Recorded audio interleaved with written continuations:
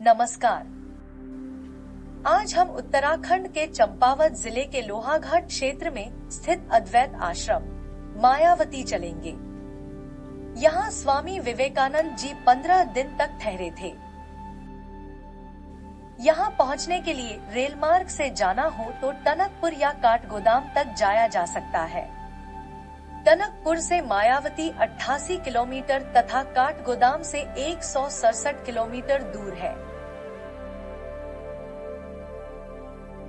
मायावती आश्रम के अतिथि भवन में जगह मिल गई तो ठीक, वरना पास में ही लोहाघाट में रुकने की व्यवस्था करनी पड़ती है। यहाँ सस्ते और महंगे दोनों तरह के होटल मिल जाते हैं। रोडवेज से भी लोहाघाट पहुँचा जा सकता है। अपनी कार या टैक्सी से जाना चाहे तो भी आसानी से मायावती पहुंचा जा सकता है। हम अपनी यात्रा हायर की गई कार से कर रहे हैं। हम टनकपुर से चलकर चंपावत में रात्रि विश्राम किए।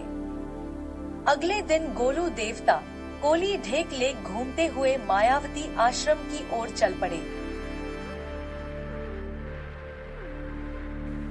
यह पूरा रास्ता ऊंचे ऊंचे हरे भरे पर्वतों और सुंदर घाटियों से सराबोर है। लोहाघाट से मायावती आश्रम लगभग 10 किलोमीटर की दूरी पर है।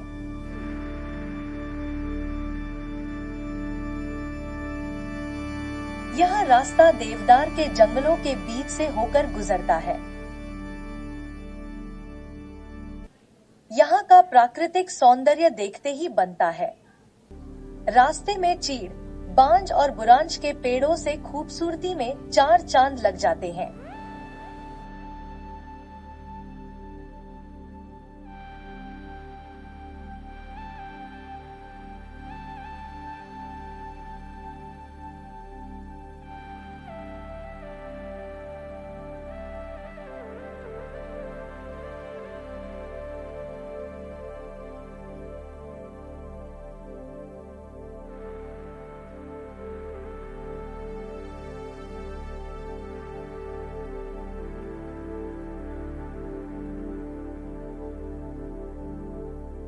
हमने जो ही आश्रम के परिसर में प्रवेश किया, वहाँ के वातावरण के प्रभाव में हम आध्यात्मिक रंगत में रंग गए। चारों तरफ गहरी शांति थी।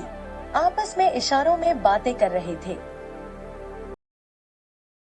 यहाँ पहुँचते ही हम उस कमरे में जाकर ध्यान लगाकर बैठ गए जिसमें स्वामी विवेकानंद रुके थे। इसके बाद हम आश्रम और उसके चारों ओर फैली हरियाली को देखते रहे। एकदम शांत और प्रकृति के गोद में बसा यह आश्रम केवल आध्यात्मिक ही नहीं, बल्कि प्राकृतिक रूप से भी मन पर छाप छोड़ता है।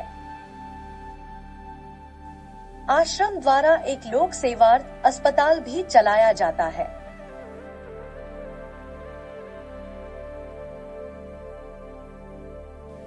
यहाँ का प्राकृतिक सौंदर्य देखते ही बनता है। यह आश्रम ऐसे शांत वातावरण और प्रकृति की गोद में बना है कि यहाँ पहुँचते ही आदमी का मन बदलने लगता है और एक आध्यात्मिक प्रभाव अपनी छाप छोड़ने लगता है। रामकृष्ण मठ की एक शाखा के रूप में 1899 में इस अद्वैत आश्रम की स्थापना की गई थी। स्वामी विवेकानंद के शिष्य ने इसकी शुरुआत की थी और इसके पहले प्रमुख भी स्वामी स्वरूपानंद थे। स्वामी जी के अंग्रेज शिष्य सेवियर भी संस्थापक सदस्य थे। सेवियर की मृत्यु का समाचार सुनकर विवेकानंद मायावती आए थे।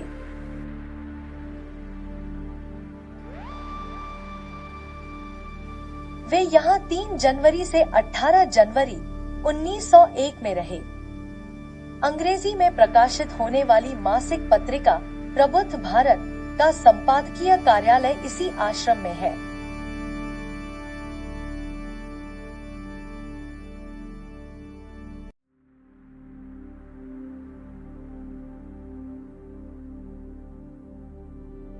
आप टनकपुर, चंपावत, लोहाघाट, धारचूला, ओम पर्वत आदि कैलाश तथा कैलाश मानसरोवर व्यू पॉइंट की यात्रा के लिए कैसे जाएं तथा कहां स्टे करें, आप वीडियो के अंत में दिए गए लिंक कुमायूं पार्ट 3 को अवश्य देखें।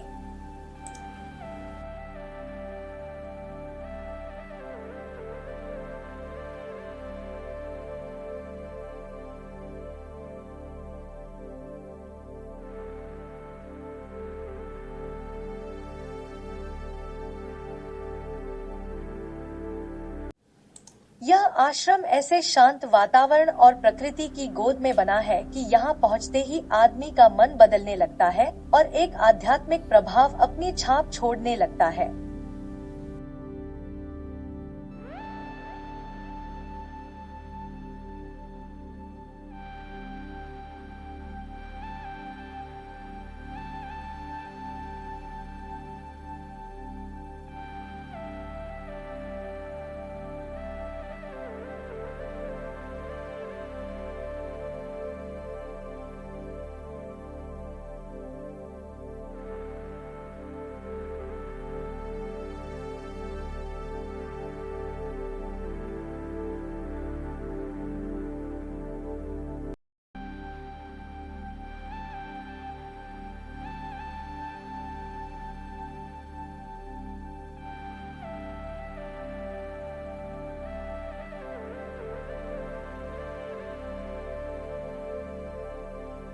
घने जंगल वाले पहाड़ के पास बने आश्रम के परिसर में चारों तरफ तरह तरह के फूल खिले थे और जिधर देखो केवल हरियाली नजर आ रही थी।